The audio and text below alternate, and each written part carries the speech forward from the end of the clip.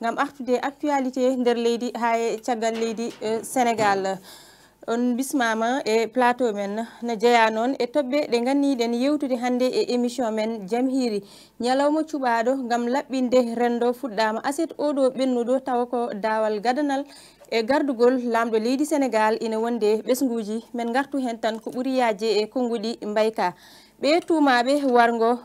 Diaga Gueye pawama jungo tonto Mbour caggal nde gelɗo cukalel dañguel duuɓi ɗiɗi wara oɗo aljuma ɓennuɗo e leegal biyetegal Liberté 2 e Mbour tonto Mbour men gartu hen tan e cimtol Aliou Kandé gardinaɗo douane leydi Sénégal hono Omar Diallo wayli gollal yimɓe tolniɓe e 6jeetato gollotoɓe e nder douane tawa noon o ƴettingal pellital ko ñande 2 janvier 2020 ndenne o roti golle ko 31 décembre 2019 men gartu hen tan e konngudi Amadou Baraba jonde ngam ƴewde hol ɓurɗo wawde pettugol e dunde Afrique ma yuɓɓine toon to leydi Égypte talata janggo so welede Allah foɗodirata ngel ɗon kawgel biyetegel Ballon d'Or africain ko Sadio Mané ɓiɗɗo leydi Sénégal e Mohamed Salah ɓiɗɗo leydi Égypte e wondude ɓiɗɗo leydi Algérie Riyad Mahrez men gartu hen tan e micro trottoir mo Rouguiaty Diallo yahno waɗanoyde men ko ɗe toɓɓe ganniɗen hande yewtude e émission men Jam Hiiri numéro men Jam Hiiri hande eɗen gondi hen e Aboussi e Aïcha Sow Jam Hiiri ma Aïcha. Jam Hiiri ma Aïcha Diallo mi salmini dendagal musidɓe wonɓe yebde a yaw habride fulɓe international moni kala inde mum e yettode mum e yewnude ɗum kay sikki ala e yewtere meɗen Jam Hiiri mi salmini Aboussi mo koccodirmi o e wideɓe tan bisimilla mabɓe ma en eto kadi faccirde e yoga e toɓɓe ɗe ganduɗa a heeɓi hen memde ɗum a jarama Aïcha Jam Hiiri ma Abou heyre jam Aïcha Diallo tout comme Aïcha Sow te wiɗi ɗum lumɓe hakkude Aïcha mi yiɗa wonde ɗon mi salminiɓe ɗon goni yeeɓiyankoɓe télévision fulɓe international kato mbawi wonde toon babaɗam me ha tengti wonɓe caggal leydi en bismaɓeɓe émission maɓɓe Jam Hiiri en mbi également yo jaam Allah hiranɓe jarama Aboussi ko noon tigui régie son keblima tan jehen e toɓɓere men adidi ko fate eɓɓore nde président Macky Sall ƴettuno ko wonande zéro déchet e nder leydi Sénégal reportage mbayka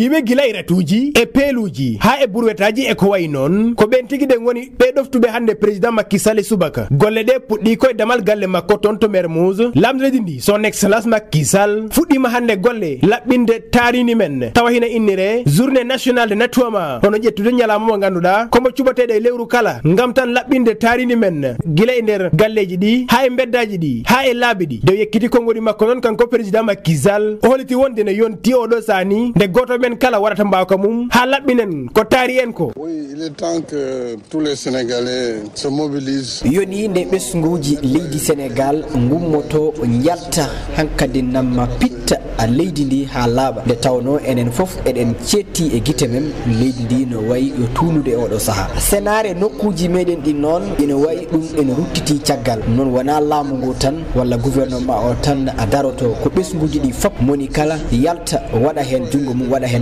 mbawka muɗum te settile jamma mona am tila itam wergu yaram mona ame guila to golle ɗe puɗɗi to hono Mermoz jaggi rond-point Z ha ñaari tali jaggi place de l'indépendance e ɗo rewi ɗo foof ɗo kala hen golle ɗe ɗe ndew lawol yimɓeɓe jalti gam fittude laabi ɗe ko taari ɗum ha joni kanko président Macky Sall homo hollita wondene si leydi ndi laaɓi ko nafoore tigui wonanta en dendagal ɓiɓɓe leydi Sénégal tous les Sénégalais se mobilisent pitte tuten leɗ ha dañen taaridi men moƴƴi ko nden dañeten leydi moƴƴiri leydi ɓumdi leydi weldi kadi taw ko ɗum woni fandare oɗo ñalawma hande mo puɗɗiɗen taw ko ñalawma guinniterteɗo walla guinnitiraɗo journée nationale de nettoiement ñagotomi tan ko ɗum wona ɓuural ɗo e nder leydi men Sénégal fofoof te settile jamma mona am tila itam wergu yaram mona ame donc il faut ñu taxaw ñun ñëpp golle journée nationale nettoiement fuɗɗima hande tawa noon koye nder wertago leydi Sénégal fof ɗum fuɗɗa hen jeeya e ɗoftunoɓe président Macky Sall hono jaboɗo kalfinaɗo laaɓal Abdou Karim Fofana wondude hen e Marème Faye Sall sohnaji makko ha e Aïssata Tall Sall e wondude hen e gouverneur mo Dakar kono kadi ndeɗon ñalande yowtini tan e laɓɓingol tarini men nde no yuɓɓinama no hannirta ni e nder leydi men Sénégal foof no fotirno e dow siftinde tan ndeɗon ñalande ma hen no yuɓɓine e lewru kala sen tumnima e konngudi président Macky Sall gam tan laɓɓinde leydi men Sénégal.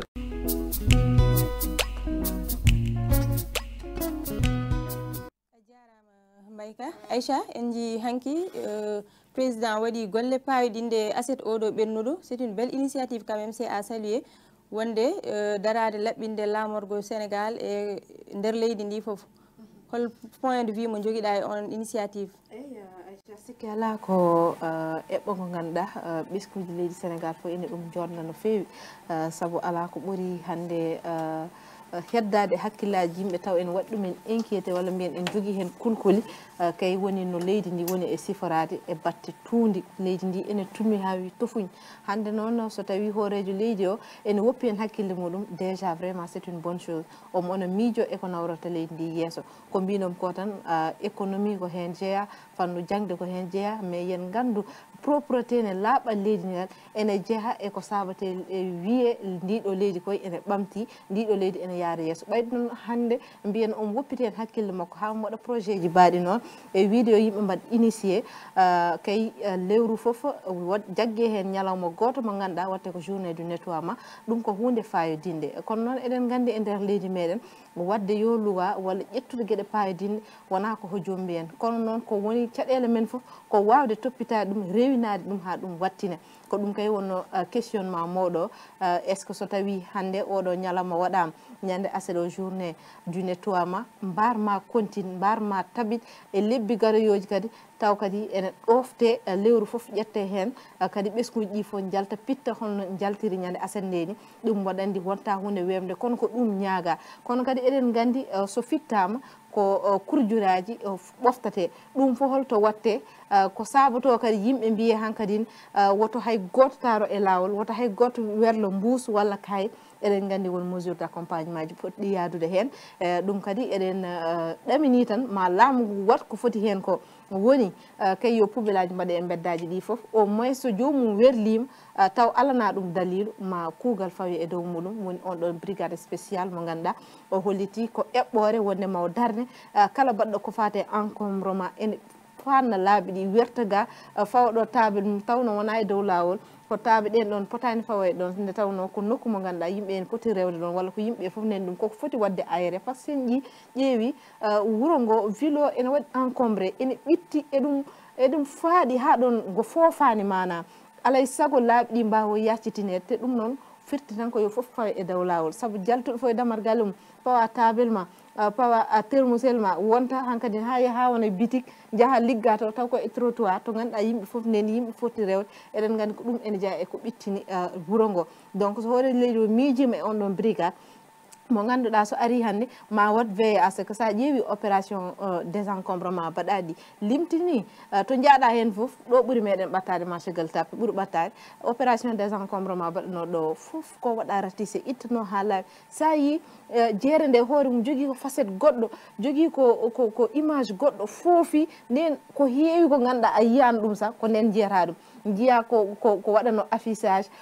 plaque ji ɗi ganduɗa ene windaga en ɗuminaga nden ni mbattata hen hakkille ma mbiya ɗum ko ɗo wonno taw ala ko haɗɗum yiid sona mbaari yo nan mbaɗa less ɓeygani ene jowi ga tissuji ɓeygani jogi ga taw koye trottoir toon yimɓe poti rewde. Laaɓi ɗi jiiya yimɓeɓe e auto ji fof ndenda e dow tali ɗi. Alay saago noon ñen fof waɗa accrochage joɗɗodiral waɗa wiye auto ferima ɗo. Alay saago par ce que yimɓe tawto e auto ji. On brigade noon so tawi vraiment ɗin ɗon opération ngaji waɗama sa jeehi ɗo cikkata ko meeɗa waɗede. Donc firti noon ko alay saago waɗa mesure aji d' accompagnement, waɗa mesure aji ɗi ganduɗa waɗa suivi taw ene wawa rewindede, waɗe veille à ce que ɓen ittanoɓe ɗon ɓe mbasa artude ɗon. ɗum noon eɗen gandi ko golle tigui. Donc so on ɗon brigade ari mboɗo hulni o ɓuura golle brigade national walla sapeur pompier en walla ni police nationale à ce que kay koɓe jogori fawde juuɗe walla koɓe kuule ɗeɓe jogori fawde jomumen. Par ce que eɗen gandi enen eɗen guuri trop du chômage foutisme ko mbiyata ko goɗɗo lawol ko enen fof nden ɗum a jeeyami jeeya ko beela mbaɗan hen taw en gandata ɗum woni ko e bonnude leydi ndi. Te so ndi boni ko enen fof ndi bonan te sene fewne ko mbuɗuma buuɗelo ko ɗum rendite hen. Par ce que kala ko état waɗi financé anda ko buuɗi meɗen enen fof ndendi ɗon. État o yaltani e poste neɗɗo goto yalti ko e ɓesguji posuji ɓesguji leydi Sénégal fof. ɗum noon en jari wattude hakkille haade ma bonnude hunde ganda so bonu yine ko jawdi maɗa foti hen jogori fewnire ɗum. Aïcha merci Aïcha mi jokkat ɗon tan Abousi o haali haala suivi en jii président o ƴettino ɗo projet goto kadi fadde levée des couleurs chaque premier lundi du mois oɗo kadi o wi ko chaque samedi. Est ce que ɗum ɗon Abousi cikkuɗa suivi o levée des couleurs o on guila nden mataw natti nanede est ce que ndeɗo eɓɓore kadi ma waw yaade? bon ça dépendra et gueɗe jarni parce que le vert de couleur taƴi ɓuuri wedde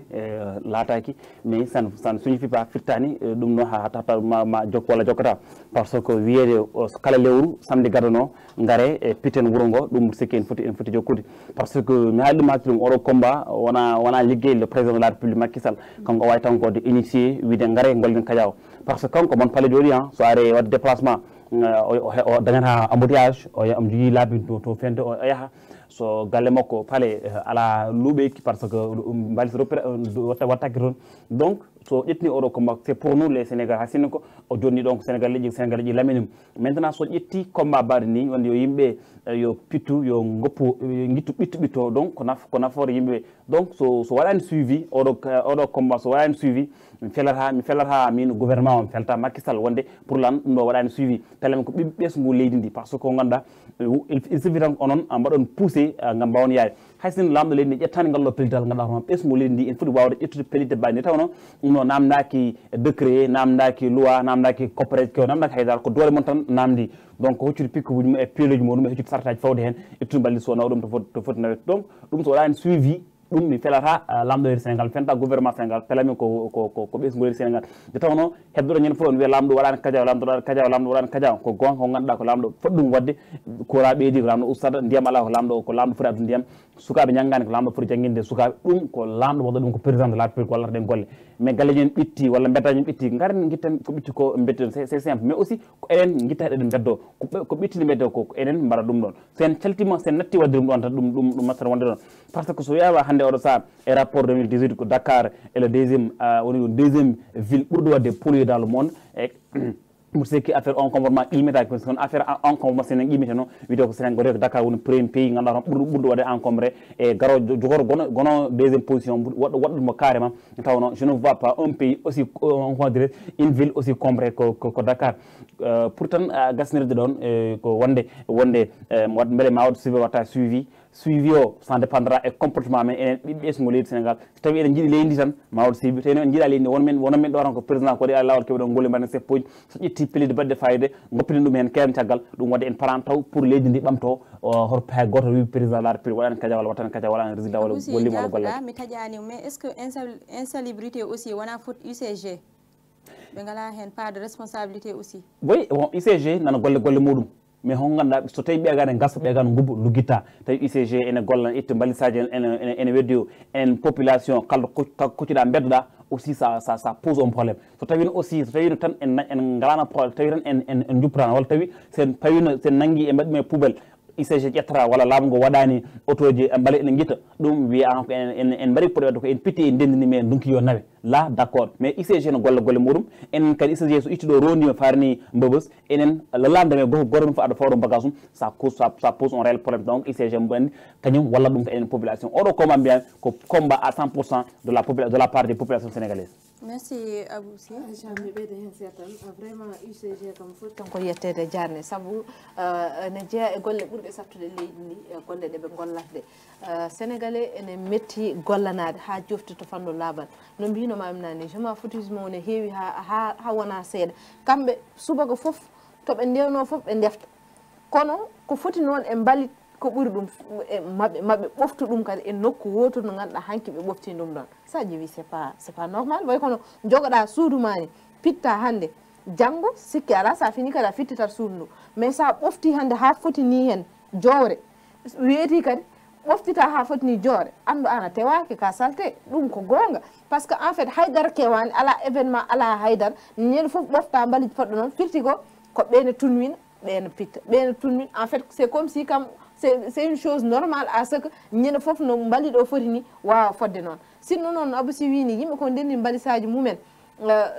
UCG arani ɓoftude là c'est un problème te en jiiɓe mbaɗino ɗo ɗi to temps uji grève ɓe ɗumini kono a yino wuuro ngo wa noon wuurotako ɗum noon firti tan ko gollal mabɓe no wawi ni wadde important e nder gurdam meɗen par ce que ñande pini ñalawma ƴeewata ko taske so ñande Samba Julde ñande ɓe garani foof wuuro ngo ala to jaltata poofa jeeheɗe noon ala jeere nde mbawɗa yaɓɓude koye ma koye mbalis tan darotoɗa ha nde gartuɗa fof ha e nder galleji par ce que ɗo ene faaɗi kotkiki ene faaɗi yimɓe ngala hayto koli sa hoto konni mbali nde ɗuminta jaltinta ko polli mbali damargal par ce que sowona ɗum ko odeur anni warta yimɓe ɗum fof e waadi noon jomumen ene mbaɗa kono an tolwinowo saɗa tolwino a miijota ko neɗɗo hono ma jogor reftuɗo ene laɓɓitina ɗum déjà par ce que to poli mbaɗi ɓattima ƴetta kasil kafe jara berloɗa mbuusi e ndiyam jara berloɗa e polli mbaɗi nen ɓattima tu préfére berloɗa e bedde hen mbiyata ko won fittoɓe mais ɓen fittoɓe koɓe yimɓe ɓen fittoɓe noon sa miijima koɓe joɓete ko ganduɗa vraiment koye poche ma e poche goɗɗo e poche goɗɗo peut être wano waɗede économisé walla wawano yarude hono nda noon kamɓe koye mabɓe koɓe yimɓe wonka yiiɗa fittude peut être walla wonka yiiɗa lawjude par ce que peut être wonko nefata kono jomumen ɗum fo e wade noon ene liggo ɗen ɗon golle vraiment kamɓe ɓe potini ko jarnede kala e saaha kono Sénégal naji ene metti wadde entretenir ha ɗon wawi haade ɗum noon cikkumi rutti tan ko e discours goto mo chef de l' état wanno guila mo ara au pouvoir changement de mentalité des Sénégalais cikkumi ɗon ko il faut yimɓe mbayla no gurdata ni eɗen gurdi e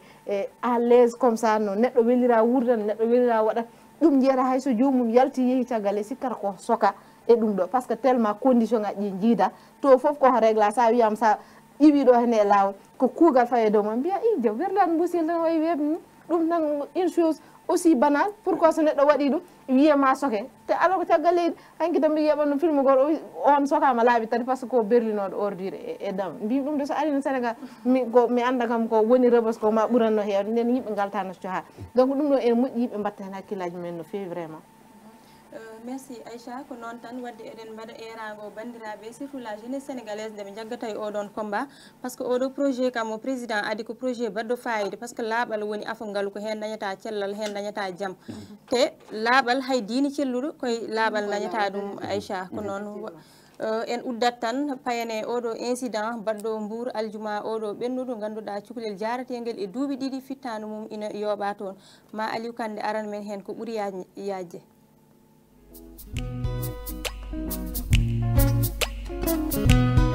ko ñande alkamisa ɗiɗi lewru janvier hitande 2020 ton to Mbour e quartier biyeteɗo liberté ko cukalel dewel jarogel duuɓi ɗiɗi yaltuno ina majji sanga waktu 17 kikkiɗe lel dewel ngel ina wiye Ndiaya Gueye subaka mum aljuma 3 lewru juin ngel ɗon cukalel yita ina maayi e taw ko waɗa bonnoɓen e joɓi pitandu maggel goski Ndiaya Gueye yita koye huɓere wotere wonnode e fewnede woɗɗani galle mabɓe e on ɗon quartier liberté 2 mo Mbour koye on nokku tigui yoɓinoɓe fittandu maggel ngasi gubbimo ɗon koye on sanga tigui commissaire central mo Mbour nodda tidna oɗon musiba e wondude sapeur pompier en e on sanga ni ɓe puɗɗi wadde hen losgo mabɓe no hanirta ni yeti losgo ngo waɗa no hanirta ni yottina procureur tribunal mo grande instance mo Mbour police ɓe haraleɓe to banggue witto jawtini gueɗe ɗe ha ɗo e Dakar ngam sohlaji muɗum caggal nde ngol losgo waɗa kamɓe police ɓe kolliti ngel on cukalel koko jagga sopa linkita ha ko ɗum yoɓi fittandu maggel fodde waktuji seeɗa tan ɓe ganduɗa police jambuguel mo Mbour ɓe jaltini losgo mumen e on sanga ɓe pawi jungo goto mo ganduɗa ina tuuma e gonɗon wargo neɗɗo goto mo inde mum fuɗɗori alkulal iyo ina yetta faal jareteɗo e duuɓi 31 ina jeeya e warɓe ngel on cukalel caggal nde on jetteteɗo faal waɗa losgo o sakkita ko woppitede o dañi ko wiyete remise en liberté koye on ɗon ñalawma goto sanga waktuji 22 jamma police o ha joni woppani hay seeɗa e oɗon alhaali ko ɗum saabi ɓe pawi jungo e neɗɗo goto kan mo ganduɗa ina jilli e gonɗon wargo koye sanga waktuji 1h du matin pawɗi hojma 36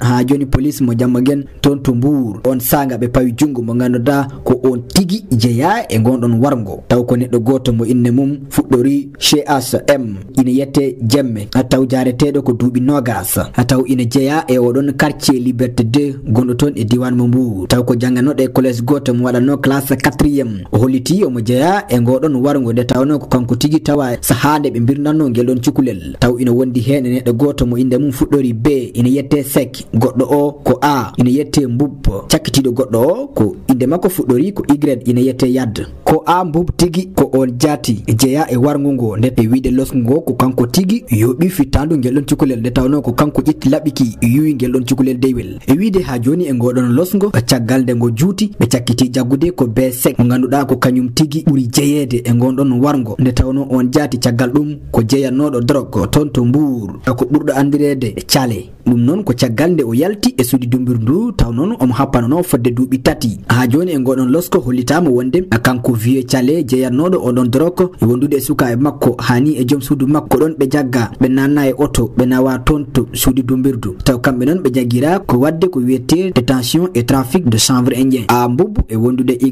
Yad ɓe noon kamɓe ɓe jaggira ko yoɓade fittandu aadi e oɗo saaha ɓena e juuɗe e procureur de la république a toon to grande instance mo Mbour hollitama noon ma losnugu jokku nde tawno gasani tawo.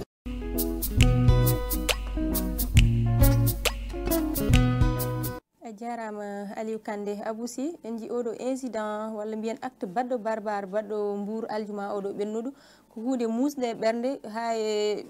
joom ɓesguji en eɓe gona foof hol sentiment mo joguiɗa hen? Et pourtant Italie tanki loi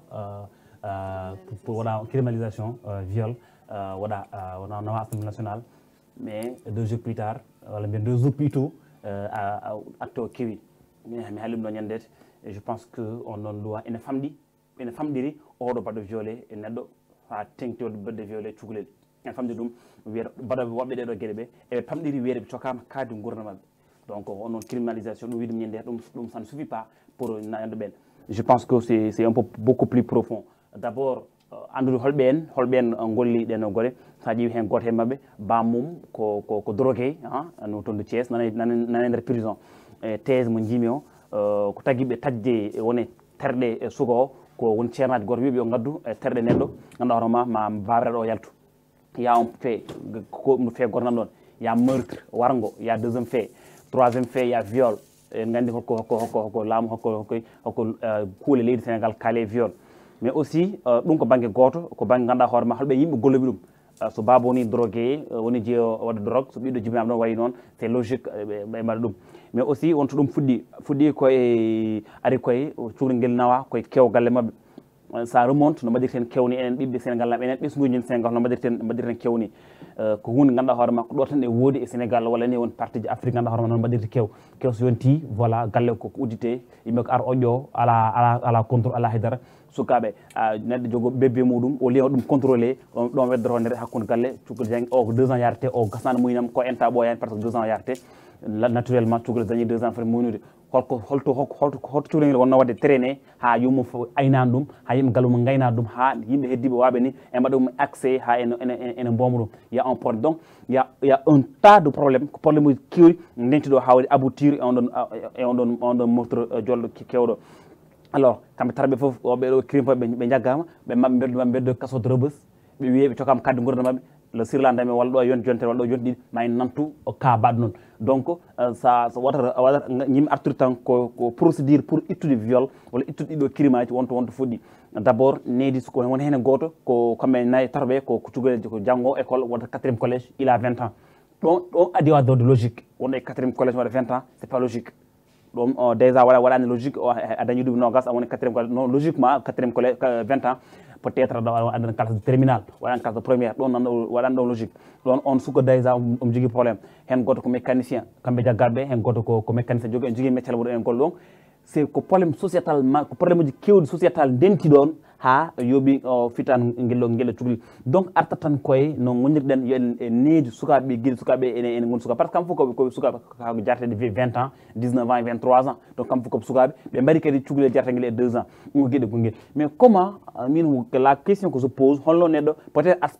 aspect sacrifice o mboɗa jaɓanima ɗum en jiiɗo ɗum kam wona kamɓe tan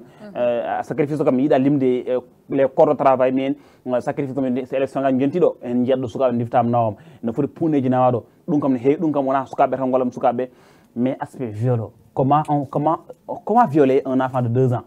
c'est ko affaire psychologique quoi peut être mawɗo baɗɗo violé waɗi égorgé kay voilà suko debbo jarteɗe duuɓi nogas jara duuɓi sappo jeere jarteɗe timmuɗo là on peut accepter on timmi ken waɗe viol mais suko jarteɗe 2 ans donc c'est psychologique donc ko aspect ji kewɗi jolɗi ɗo ganduɗa hoorema yeni oɗo suku donc ko en poti wadde laamu Sénégal hani ɓeɗon woni wonɓe e aada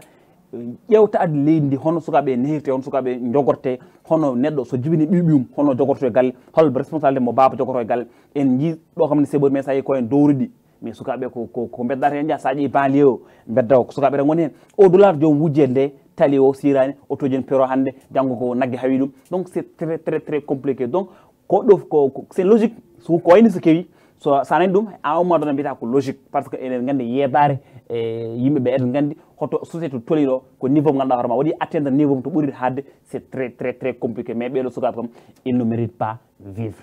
voilà. Mais kamɓe Aboussi ko min je ne comprends pas ko needi walla ko mentalité comment se fait-il viol waɗe criminé hande même pas 2 jours meurtre baɗo ni bonde waɗa ɓe mbaɗan au courant ɗum waɗama oɗo viol waɗama criminalisé ni ɓe mbaɗo drogué mo bammo waɗa drogué kañum woni ko galle waɗa drogué on a sikki tini ɗum waɗama criminalisé no waɗa kina on tinani ha so wiyama so neɗɗo waɗi viol ko war hatta ɗum wadde par ce que wona loi ɗi kaɗata gue goɗɗe e mbadde c'est à dire ko procédure guila less no gonirten ni société o no yarata ni ko guila less no nehirten sukaɓe ni ɗo ɓiɗɗo jibinte galle voilà nehe neydi bondi ha goto anda ha goto toppita ha goto woƴaka donc ɓeɗo sa ƴeewi jartede 20 ans so woni drogué tawiri koye bamum peut être bamum tawiri ko bamum on ne sait pas donc c'est très compliqué awa famde ɓeɗo ɓe mbaɗa conscient ni ko yata e leydi o ko par ce que ko yimɓe ganduɗa mabɓe gurna mabɓe e mare mabɓe fof te ɓe mbayno leydi e nder leydi eɓe keewi hen ko yimɓe ganduɗa ma fof ɓeɓe récupéré nawe to hôpital ɓe won psychologue pewndi ha paɗa puɗe wattude société o. Merci Aboussi. Aïcha o haali ɗo hen tergal gotal mo itti ko sacrifice mi anda ko ceernajo wimo yo addu ɗum oɗon ceernajo a sikkani kankon on fotno jaggede.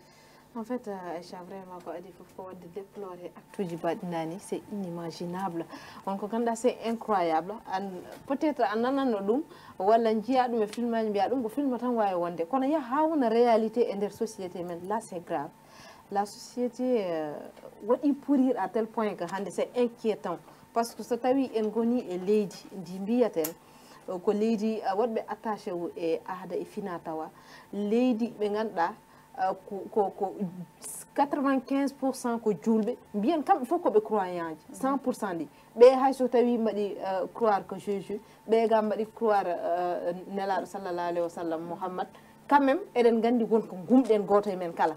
sinon non ko animiste sax wala mbiɗa o haydara ala ko gumi aduna moko sax mbiyen ɓe haydara paala kono yimɓe gumɓe en fait e leydi ndi ganduɗa vraiment hande to leydi Sénégal haalte ɗo wadde actuji baɗidani vraiment c'est inquiétant taw tan ko haaldande Allah so yimɓe gummima ɗon Aboussi arti hen e gueɗe kewɗe haade ni wadde extirpé ƴettude e tergal e wonko ganduɗa a nana ɗum na mbiya ɗum ko timtol wawi wonde ɗum ko darol wawa wonde gonga en fait mais so tawi en guurima ha en pawi hen guite meɗen ganden le mal est plus profond que ça hande goto men kala ko foti ummade hay goto men waɗaka épargne no cukalel ngel wawi waɗire ni noon mawɓe mbaɗira ɗo ɓe mbarama ɗo taw ko rewɓe mawɓe helli fat dañɓe 30 ans dañɓe 40 ans mbarama ɗo won maire uji batteɗi kidnappé maire uji yeeyoɓe liɗɗi finoɓe fajir nannama ɗo filawoji mbaɗama violé wona aɗa wiya cukalel maire kay ha garɗo e kombal maade waɗe violé ware ubbe wonko ganduɗa min mi rongi foof yitande ɗum a sababu en fait ala raison mo mbawɗa wadde avancé ha mbiya ko ɗum saabi peut être jomum waɗi noon cukalel banguel noon cukalel dañguel 2 ans haydara ala ko arde muɗum taw ko cukalel ala ko arde mum kadi andita ni o ko debbo walla o ko gorko par ce que terɗe muɗum gardani taw question de sacrifice ɗum ene wawi wonde kono eɗen gandi neɗɗo gumɗo foof yahani eko fate sacrifice sikki ala noɓe garitirani on ko foti aritirede noon kono mo fof e jugement muɗum eɓe jogui ɗo jugement eɓe jogui to jugement ɓayde noon ɓe goƴa oto jugement eɓe goƴa ɗo kam ma yimɓe dariɓe kam e koye ɗumen jugean ɗumen koye mumen ko heddi ko en goppidi subhanahu wa taala donc wonko ganduɗa aussi c'est inacceptable e nder leydi criminalisation viol waɗama ɗum foof ɓen haaju men ngala hen ay way kono an joɗɗa ha hiire walla guila altine aɗa wiya hande jaam hiire no woɗi ko forcément ka baɗo jaam hiire kamɓen ko noon ɓe jooɗoto ɓe jogo sohla e viol walla e warde neɗɗo ɓe mbiya forcément hande neɗɗo maayo planification en haaju mum ala e ɗum koko haɗa walla ɗum koko waɗa autorisé walla ɗum ko heddoto noon hankkadi ni hol rendo meɗen image tottete holno jogorɗen wurdude janggo ha mbaɗen épargne e ko waydani wodani yimɓe ko kewnoɓe e wawa wasde kewnude Aïcha a watta yangi a watta yimɓe jiiɗo yange neɗɗo dawra yangi sehil mum wiya kaari nel kam addagami addanama caabi wonɓe armoire uji mumen juppañana yangueji mumen oruji mumen gujja garat nata ha e nder yimɓe foof ne gandi to yimɓe ndenti hankkadi ni c'est incontrôlable a wawa wadde contrôlé ko moƴƴi walla ko moƴƴani parce que ko yimɓe garata e galle joni est ce que ɗum waɗede cuhlel ngel walla waɗede kidnappé e nder ko saabi kamɓe kay wat boniyankoɓe gopparta ha ñalɗi dental parce que ha kewuji par ce que ko hen ɓe mbawi wadde passé inaperçu haɓe mbaɗa sohla mabɓe haɓe nawa kono noon joni so tawi ɗum joni waɗi kadi est ce que yimɓe nattat kewnude aɗa wawi a wawa firti ko hankkadi yimɓe mbawa ala foof mesure mbaɗa ƴettere tan yimɓe mbawa hen mbawa hen sowde à la justice par ce que won kuugal bangal sévère moɓe pawata e mabɓe mais wona juste jomum yaltine 2 mois 3 mois 1 an sokte yalta kadi ne waɗa déambulé dans les rues aɗa andi Aïcha hunde foof koɓe mbiyata ko waɗi ko traitement foof ne waɗi priorité ji min cikkum haade violo gaga mbaɗo kutortoɗo chanvre indien ene ƴetta corné ji ene fimma ene ɗumina on déjà ko ɗon kay on lawol fawi e dow mum taw on nattuɗo wonde karak aɗa andi kam neɗɗo tan mbaɗɗo lucide neɗɗo tan neɗɗiɗo gonɗo e hakkille mum wawa timde neɗɗo waɗa ɗum hutta ɗum hirsa ɗum itta hunde e muɗum taw ko adi ɗum waɗi ɗum violé par ubba ɗum arta jooɗo wona joom futtine guesa wawa innocent saka cukalel innocent ngel ganduɗa ala haydar anda haydar so wona ko so wawi wadde hollirde so hunde muusi ɗum waɗa manifeste so hunde weeli ɗum waɗa manifeste woni jala walla woya ko ɗum tan andi wawa hay haala mum laaɓani donc pour te dire que ni en fait ko ɗon haala ka fuɗɗi ɓe jaggateɓe yo ene pimma cigarette ene pimma dorog mbiyannomi ene ɗumina kutoro kon ɗon huuɗo bon jaggue hande goppete jang ko kamɓe tan mbaɗata gondani ko ɗon adori par ce que ko ɓen déjà poti fawanede kuugal musgal woto ɓe jaltu ɓen ko danger e société o ko yaltudeɓe hande rokkiri oɗo conséquent soɓe mbaɗanoma toon ɓe dummama toon ɓe mbaɗanoma penuji musɗi eɓe gollini toon aɗani kay ɓeɗo wona loi criminalisation viol fawe dow mumen ɓe kay pourtant ko hirseɗno hirsirani par ce que ɓeɗo hankkadi kanko ɓe mbaɗa condamné ene yawni e gueɗe ɗeɓe mbaɗɗi so tawi tan laaɓi par ce que ha joni eɗen dokka présomption d' innocence ɓayde suwa taw lelade wiya ko kamɓe tigui laaɓi wiya ko eɓe jilla hen ene anda juuɗe mabɓe jaltani hen kono wiyaka taw ene laaɓi koko kamɓe kirtiguel ɗo cukalel kono bawɗo hirsude fo hayso laaɓoyki so hayde ɗum kadde gurdam famɗini ɗum par rapport e acte mo waɗi o heddi kay justice ene yiiɗi réglude caɗele ummorto ko dow guila ɓe yeeyoɓe e koɗo huuɗo bonko fimmotoɓe ɗumen ɓen ko danger public yoɓe nawe ɓe mbaɗe rap ɓe mbaɗe toon gurdam mabɓe waɗe to yimɓe keddo e jaam so wona ɗum yaltudeɓe ɗum woni ko jiyata ñande foof hande o warama huttama hande gueɗe kantoriɗe ganduɗa peut être a nanana ɗum mbiya ɗum wawa wonde e réalité ko ɗum woni ko woodi juste rek pour préciser gueɗe gotel Aïcha wonde ceernajo biɗo ɓe gandu peut être ko ha hande ko tumal tan société sénégal way noon walla africaine nous sommes sacrifice donc ɓen en mbayno leydi a wawi aɗa soka onon ceernajo gormen fof no waɗa sacrifice no foti go yimɓe ɗo foti liggotoɓe yimɓe sernaɓe liggotoɓe yimɓe inirtaɓe sernaɓe wiyeteni wiileɓe mbiyetemɓe charlatan wiileɓe mbiyetemɓe liggotoɓe yimɓe ene mbayi ɗon leydi awa ɓe gasata e leydi te ko population sénégal te ko population te ko population te ko yimɓe cohliɓe wona kamɓe yimɓe cohli wona kamɓe garta yimɓe yimɓe jaare mabɓe warnam kaari hanƴinanam kaari bonnam dewgal kaari ɓen sawi soko on sawi aɗa soko hande sawi oga ɓeɗo hande warɓe neɗɗo yoɓe gëdda yoɓe kal on noon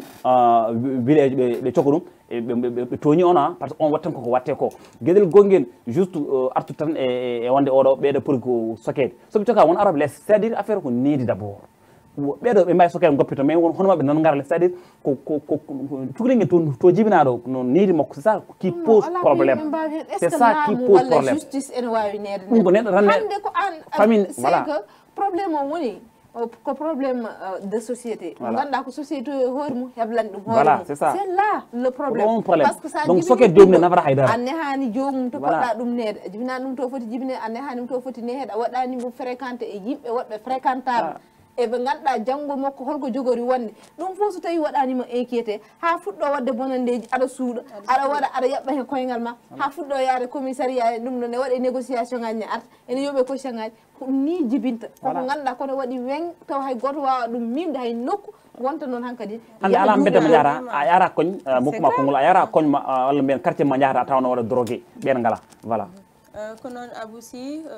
en mbasiyo tan jinnaɓe nde mbattata hakkillaji e sukaɓe e kewuji par ce que ɓeɗo bonɓe ko hen ɓe mbaɗata profite o pour ƴettude cukalon kono haade malgré mesure aji mbaɗaɗi foof ha joni no continue yaade en uddat tan ndeɗon toɓɓere payen e gardinaɗo douane leydi Sénégal hono Oumar Diallo wayli gollal tolniɓe capanɗe 6 24 heures avant omo yaaha retraite ma Amadou Baraba aran men hen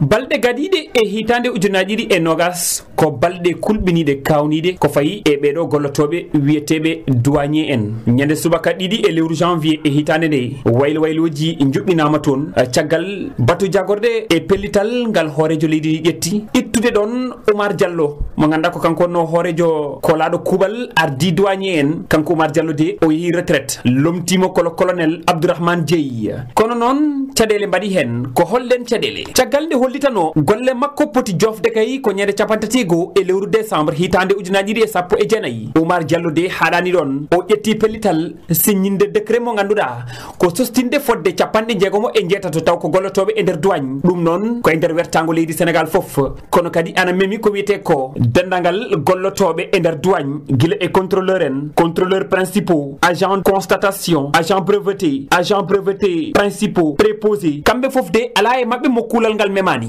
ngal kuulal noon woodi ɓe ganduɗa ɓe jirani ɗum noon gonnoɗo ɗo hoorejo ardiɓe douane ko waɗi ko rewani lawol wona ko fonno wadde o fawaki e sardiji kay kuule laamu leydi Sénégal saabu ɗum o fotano fadde ha heddo ñalawma goto ko omo immoɗon o waɗa golle baɗe ni saabu ɗum o anda so tawi nden ɗon yiyande walla no gollirta ni ko noon tigui le colonel Abdourahmane Dieye jogori gollirde yoɗani rewani lawol yadani e jamanu e ndimagu holliti ɗum ko goto e mabɓe mo ganduɗa ko ñamliɗo inde nde kamɓe lollirɓe les soldats de l'économie dadiɓe kay darani faggudu leydi ndi won yoga e mabɓe noon ɓe kolliti ko wawi en wonde foof yo ɗum watte e lawol golle ɗe mbawa jokkude no hannirta ni e ɗo wiyeteɓe les juristes taw hakkillaji mabɓe no peɗɗiti e fannuji ñawore wona tan lomto waɗama toon to galle laamuɗo leydi Sénégal ko fayi e batu jagorɗe ɗe kanko Oumar Diallo wala coppal signinde kay jokkude golle ɗe waɗannoɗe kono kay ko décret wannomo ɗon ala kulli haalin ko décret kadi ittatamo ɗon woɓɓe ɓe mbi so tawi kadi o waɗama notifié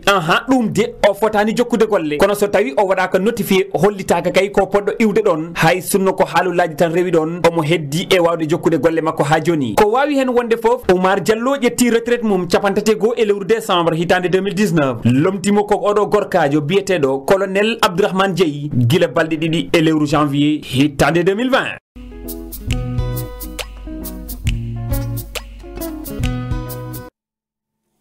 a jarama Amadou Baraba Aïcha est ce que Oumar Diallo kanko omo fotno wadde ɗiɗon waylo caggal nde ganduɗa ko poɗɗo foof to yaade Aïcha so tawi en garti hen seeɗa ko hunde hawnide kam en tout cas woni point d' interrogation mo ganduɗa peut être lui seul wawi ɗum wadde répondre woni kanko Oumar Diallo comment ça se fait ko o rotima golle walla mbiyano o yeehi fofteyade woni retraite ɗum ko guila 31 décision ƴette le 2 janvier ɗum ko caggal ɗum ɗon heddoto noon hayso tawi ko Allah andi en laaɓaka wonde so waɗama notification ko fati e ɗum ɗon manam officiellement ha e document ji ha e foof signanama comme quoi kani il n'est plus le directeur général de la douane ɗum ko en ganda en laaɓani men en natta ɗon mais eɗen gandi kam président haali ɗum e conseil des ministres andidde wonde kanko Oumar Diallo natti Abdourahmane Dieye woni nouveau directeur manam kanko o rotima golle o yeehi foftoyade o yeehi retraite no yimɓe pamirta jaaha retraite 2 jours après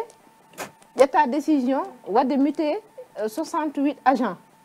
wadde muté noon sen paami wona riwde jomumen walla kono ko waylude ɗumen e gollal ngal gonnogal ngal mbattuɗa ɗumen e gollal gongal taw kono ha joni ko e wonde e douanier ji tan manam gona contrôleur guiɗɗa contrôleur naweɗa contrôleur menɗa principaux walla préposé e ko way noon e terme uji mabɓe jargon mabɓe donc ɗum ɗon kam ko hunde hawnide ganduɗa vraiment c'est inexplicable par ce que so tawi peut être mo joguino on anniya ko hannomo wadde ɗum guila duuɓi ɗi o ardi ɗi foof dowa kono woppude ha 2 jours après retraite makko e wadde mutation ken tolno e 68 agents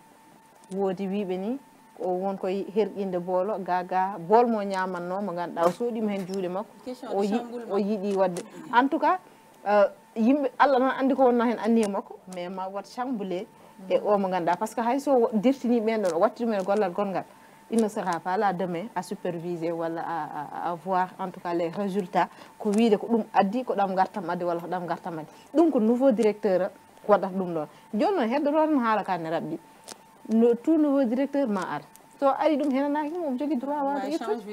en fait il n'est pas obligé ko aya waɗi ɗon ko à la dernière minute o ɗofto hen walla o rewido hen walla o tumno hen pour gollade kanko yo gollir no ganduɗa ko ɗum deeƴiri hakkille makko par ce que après tout moni kala namdete ko résultat hen c'est ça Aboussi avocat makko e ko way noon wi ko il était nommé par décret en plus o waɗani passation de service donc ko waɗi ko omo jogui hen droit c'est un peu technique no waɗi très technique mais logiquement ɗin ɗon poste uji ko effectivement ko par décret mbaɗirte nommé maintenant est-ce que c'est âge de retraite au Sénégal ça pose problème ça pose un réel problème won yaroɓe won yehoɓe retraite keddo e activité o ɓen keewi hannde e administration sénégalaise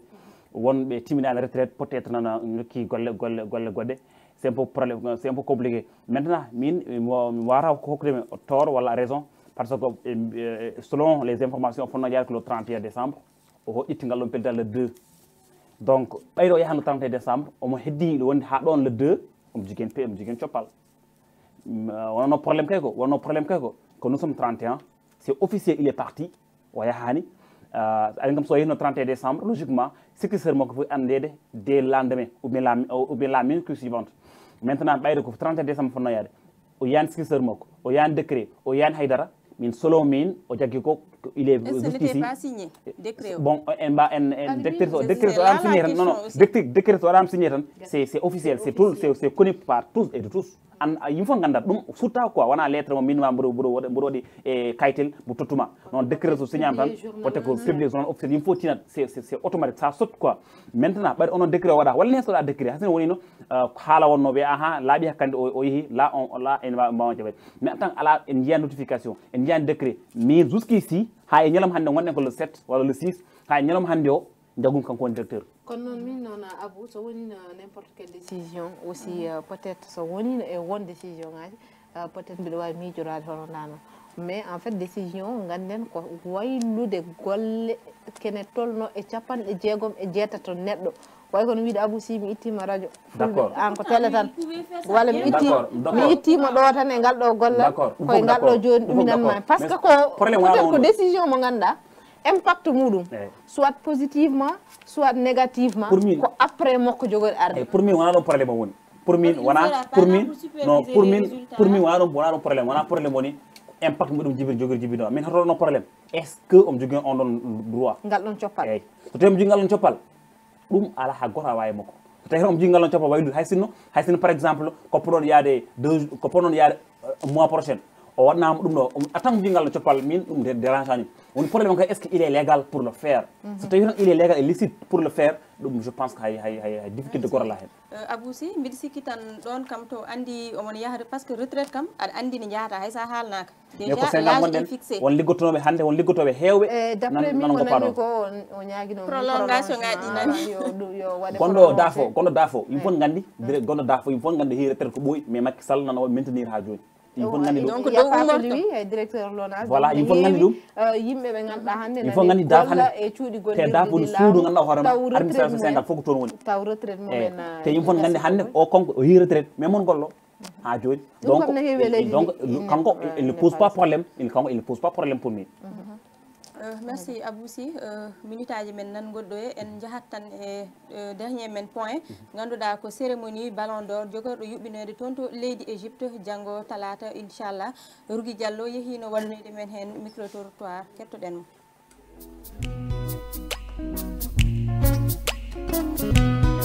a Sadio Mané wako jël waaw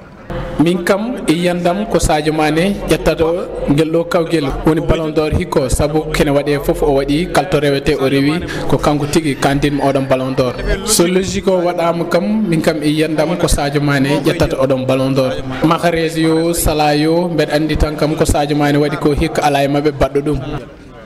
te loolu moom sûr et certain moo koy jël moom Sadio Mané rek waɗɗo mérité quoi sa ƴeewi hikko golli ko guila coupe d'Afrique ɗo e Sénégal e Angleterre club makko to e Liverpool ko waɗata toon kadi aussi kanko tan ɓurɗo wadde mérité nak heddinowa ɗum ɗo jogui programme moƴƴi quoi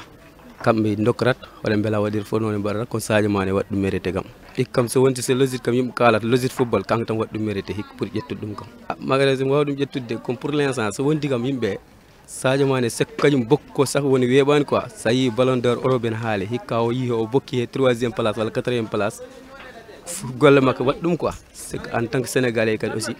ha ɗum ɗo addame makko kanko tan waɗi ɗum mérité o foti ɗum ƴettude kadi aussi Sadio Mané mi jogui yakar ƴetta ballon d'or jogui yakar no fewi par ce que o jowtuni mi jogui mo ko yakar no fewi kono kadi ko Allah hoddirta kadi rek kono oɗo inchallah taala ne jiiɗi ƴetta jiiɗo ƴetta so dañi jiiɗinimo quoi gañananimo quoi ɓe mbawi ƴettude hay ƴewata ko Ahmed Salah oɗo jowtude est ce que yehino o yahani kono Sadio Mané yahano oɗo jowtude walla on kono mi jogui 1000 chance pour ƴettude oɗo ballon d'or ay kadi omo yiɗina dal omo yiɗina par ce que o jooɗi so yimɓe so dañino so dañi ko ɓurno ɗumen o jooɗuɗo konko heɓanno ballon d'or kono Allah hoddirta quoi kadi ñagonoma kadi oɗo garo kadi Allah walla mo ƴetta ballon d'or inchallah waaw ballon d'or ɓe ñun gëm nañu Sadio Mané mo koye mom eɗen ñagonomo tan ko ɗum kay woni ko ñagani ɗen mo en duwanimamo yo dañ ɗum heddiɓe noon ko joraɓe mawɓe comme no Sadio Mané ni kono noon ƴeewen ko Sadio Mané waɗi ko koye mbaɗani ko waɗi ko kam hayso tawi wona Afrique ɗo tan e dennanagal e windere nde enen foof en ceetima ko Sadio Mané golle ñagontoɗen mo tan koko yiɗi ko Allah rokka muɗum wawa dañde coftal mawgal eko yowiti e coftal ɓalli yalla xama defal ko mo am jàmm gën a saawan baawan gën a yaatu ba lim ci bëgg ci moom ci football mu defal na ko gonga Mahrez ene jogui iccilare mawde o waɗi golle paydude mais kono ƴeewe ko Sadio Mané waɗi ko hayso tawi ko Riyad Mahrez tigui ƴetti kuɓɓo mais kono Sadio Mané kadi wonko waɗi o rokke ballon d'or o ko ɗum woni gonga min kam ko ɗum woni ko jimi ballon d'or o kam ko Sadio Mané jeeyi ɗum enen foof eɗen cetti e saison oɗo mo jawtuɗen o waɗi hen ko weɗɗa pour ñu joxo ko mooy yoon man loolu laa gis ballon d'or bi de xam nañ ni Sadio Mané moom moo ko war a mën a jël sibi noon so tawi a ƴeewi to banggue championnat ji ɗi e équipe national o aɗa wawi yerodirde Sadio Mané e Mohamed Salah te kadi ɓe jiida e yiyandam so tawi a ƴeewi coupe d' afrique o to Sadio Mané yettiɗo e ɗo Salah yettiɗo ɗonne kadi wona gotum e kadi championnat ji ɗi so tawi a ƴeewi ko Sadio Mané golli ko kanko Mohamed Salah o gollani ɗum prouvé Salah prouvé wu ko boo demee ci Mahrez moom mën ngaa ko comparé ak moom mais beaucoup so tawi en duttima e équipe national o tawi noon ko to coupe d' afrique ɗo eɗen gandi ɗon kadi ko Mahrez fima ɗon sibo e final o sibo nden ko Mahrez ko kamɓe ƴettuno kuɓo kono noon so tawi koto banggue club aji ɗo toon ko Sadio Mané daɗimo toon ko e ɗum heewi no feewi bu baax a baax ins bi moom amu ci sax lu may xel ñaar jàpp naa ne suba heure bi jot na joxo ko mu jeex amul leneen 1000 chance kay 1000 chance Sadio Mané dana am 1000 chance pour remporter coupe bi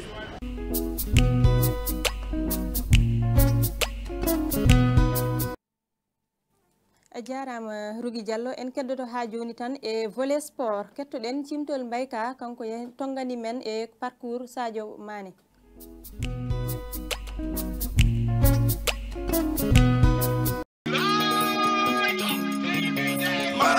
ma fasena ñana la nga tabalek fa nga bëgg yeeg jamba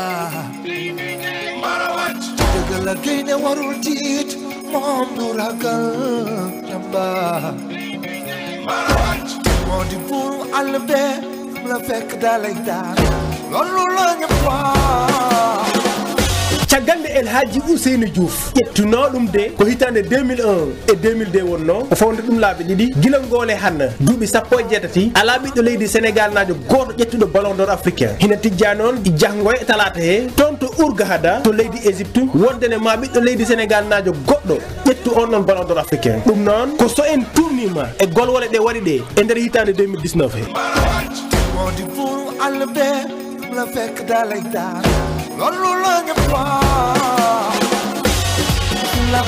e golwole ɗe waɗi ɗe gam tijjede wondene Sadio Mané ma ƴettu ballon d'or africain o hina hen jeeya e premier ligue toon to ganduɗa o waɗi toon ko hina tonno pituji nogas ɗiɗi taw koye oɗo club mum biyeteɗo Liverpool kono so en gimi oɗon de kanko Sadio Mané ha joni garen e ligue européenne des champions mo gandande ha joni o wonde Liverpool o nahni toon bituji 4 ɗum ne nde o waɗino golle paydinɗe e final ligue 1 mo ganduɗa kam tigui ƴettinomo de ko Liverpool titi wannomo remporté huccodirno e Tottenham kono kadi nde sen gimi waɗon ha joni en kalat e golwole ɗe Sadio Mané waɗi waɗi ha joni faade e super coupe d'Europe tawa ha jonde ko Liverpool wonduno ñande wuccudiri e Chelsea tawa non ko golle paydinde wannode kono sen jimo ɗon de e gol wadde waɗi ha joni coupe du monde des clubs waɗi hen golle paydinde nde tawnode o gollodirino no fewi e Firmino ha ɗum sabino tigui Firmino nahni on ɗon bi mawɗo so en guima ɗon en natat e coupe d'Afrique des nations juɓɓintenoɗo toon to Égypte hitande 2019 he Sadio Mané nahni hen bituji tati waɗi hen golle paydinde ha équipe nationale mo Sénégal yeehi final coupe d'Afrique des nations kono kadi nede e gol wole ɗe waɗi ɗe nder hitande 2019 he o nahni hen bituji capanɗe tati e joyi ɗon ɗo ganduɗa o ardima ɗon omo ganduɗa kañum woni jibinande leydi Gabon hono Pierre Aubameyang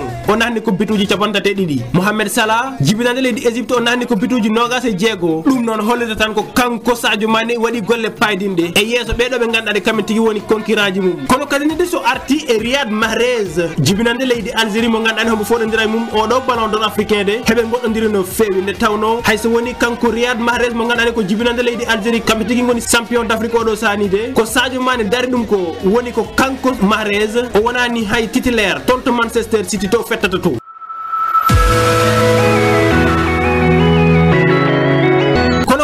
gol wole de Sadio Mané ɓiɗɗo Bambali o waɗi de position joɗɗo o mo ƴetti e ballon d'or mondial juɓɓinteno ɗo ko ɓoyani ko kam ƴettino 4e position hono tan kam won noon neɗɗo nayaɓijo ɓurɗo waw fetto e nder windere nde caggal nde Lionel Messi yawti Virgil van Dijk e Cristiano Ronaldo Mohamed Salah mo ganduɗa kañum tigui foɗodirta oɗo ballon d'or arno 5e position Riyad Mahrez on mo foɗodirta goɗɗo arno ko 10e position wono noon heɓe goɗɗodirno no fewi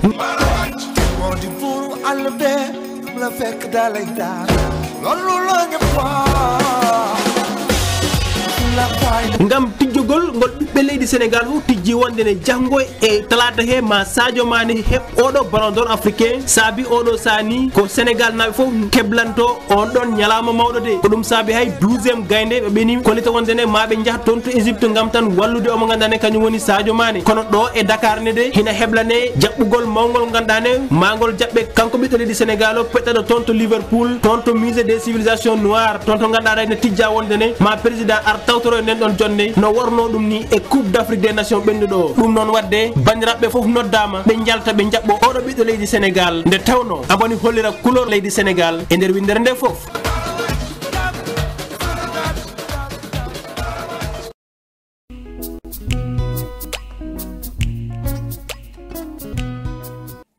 a jarama Mbayka Aboussi en jii kam cérémonie janggo o woni hen Sénégal naaɓe jooɗaki daraki ɓe gandani hol position moɓe goni holko coyniɗa hen janggo walla daro parce que il n'y a pas aussi une chose plus claire ko oɗo ballon d'or africain Sadio Mané ƴetta ɗum pourtant wadde bouclé haala ka kanko goto foɗodira ballon d'or européen foɗodirte ballon d'or européen ɗon ko mondial a ƴetti 4e place mo jogoɗa foɗodirde ballon mo jogoɗa foɗodirde ga ballon d'or africain o arani hay 4e alani hay 5e position walla 6e position et très loin de toi ganduɗa hono en woɗɗuma no fewi ɗum ça prouve nettement an woni au sommet de l'Afrique ko goɗɗum ko kadi Salah en e Firmino e Fat Salah e Riyad Mahrez mo fodirde ɓe ɓen j'ai eu l'information mo jogani tawtorede arde toon Égypte janggo gam tawta oɗon ballon d'or tiko Salah vu que koye leydi makko ɗum heblade mo war par ce que on information ko presse